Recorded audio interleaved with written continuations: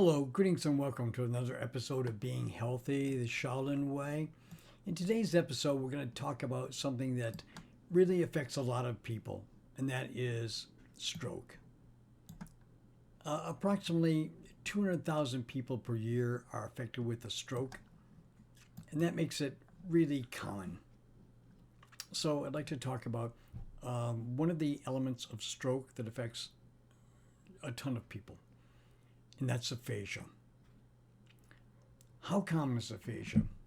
If you or someone you know has aphasia, you're not alone. Most people have never heard of aphasia. Unless you or a loved one is impacted by aphasia, you're most likely not to know much about it.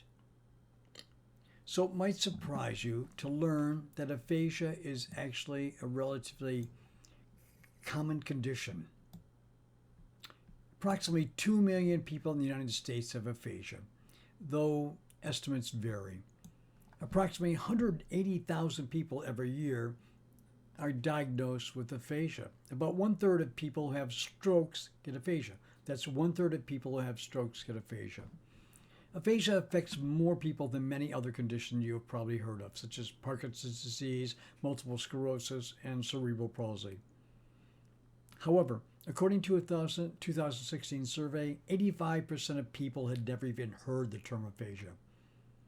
Now, diagnosing aphasia can be tricky, but aphasia can be diagnosed by your doctor or a speech language pathologist, or we'll refer to them as an SLP. An SLP can do speech and language testing based on your symptoms. However, only a doctor can do medical testing to determine the underlying cause. If you've had a stroke or a brain injury, a brain scan may determine the location and severity of the injury. The brain scan will show if damage has occurred to the language centers of the brain. This information, combined with your symptoms, will allow a doctor to diagnose aphasia. Immediately after stroke, your medical team will be most concerned about making sure that you are medically stable and physically able to be discharged. You might not receive very much information about aphasia right after your stroke. However, you should receive a referral to a speech language pathologist. If you don't, get one. If you believe you have aphasia but did not receive a referral to an SLP, ask your doctor if you please can see one. The SLP will conduct speech and language testing and give you more information about what types of aphasia you have. The SLP will determine the different areas of language, speaking, understanding, reading, and writing. The SLP will be able to determine what your strengths and weaknesses are. This information helps the SLP choose therapy techniques to help you improve.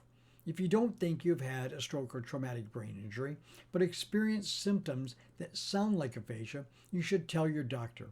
Your doctor can order medical tests and also refer you to an SLP. Your family doctor might refer you to a neurologist for more specialized care. Medical tests can confirm the diagnosis and provide additional information. There are other medical conditions that can lead to symptoms similar to those of aphasia, so determining the underlying cause is important. Really important. Can aphasia be prevented?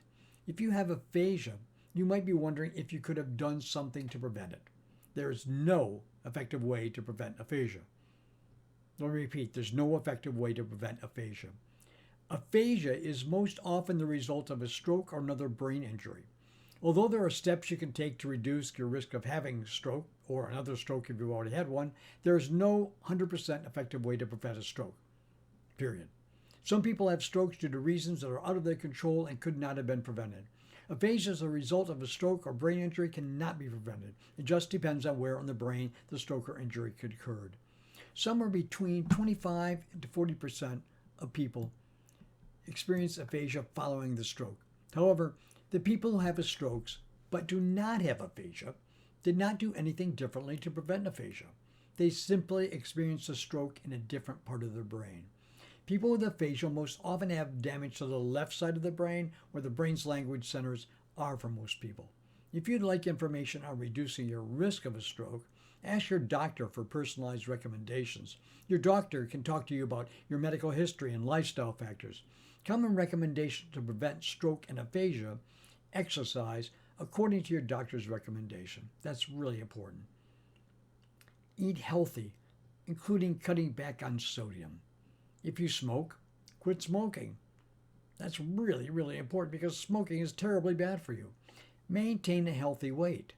Additionally, be sure to monitor your cholesterol, blood sugar, and blood pressure levels.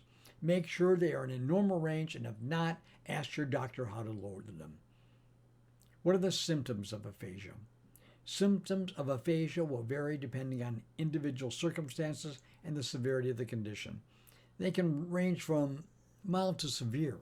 Mild aphasia, trouble understanding long messages.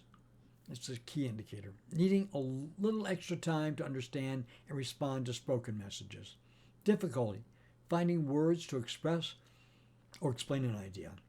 Putting words in the wrong order or substituting the wrong word, part of a word, when talking. For example, calling a table a cup. Difficulty responding to questions on the spot. Severe aphasia, trouble understanding spoken messages. Little or no ability to read or write. Unreliable in responding to yes and no questions. Unaware of own errors. Using a combination of words and jargon that is not understood by others. In other words, nonsense words. Little or no speech.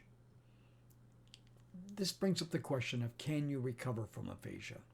If you've been diagnosed with aphasia, one of your first questions is probably, will I get better? The answer is that recovery from aphasia is possible. Every person is different though. Some people will have a complete recovery. Some people mostly recover but still find it hard to think of the right words sometimes. And that's me. My diabetes caused my aphasia. I didn't know I had diabetes, but I did. Others will always have aphasia but can continue to improve. The good news is that people can continue getting better for years after they get aphasia. Aphasia is typically the most severe immediately following a stroke or other brain injury. The biggest improvements usually happen in the first several months after aphasia is diagnosed. After a stroke or brain injury, your brain uses neuroplasticity to rewire itself and rebuild connections that will help language improve. Some improvement is called spontaneous recovery, meaning the brain is healing itself on its own. Now, this ends today's episode, but tomorrow we'll get a little bit deeper into the weeds on aphasia. In the meantime, if you'd like to learn more about the monks of the Shaolin Temple, go to shaolintempleus.net or our new website, healthytaichi.com. And if you'd like to donate to help this program, donate to Rick, R-I-C-K, by PayPal, by the way, Rick, R-I-C-K, at ferreldmore.com. That's FERRELDMORE.com. Until the next time, I wish you namaste.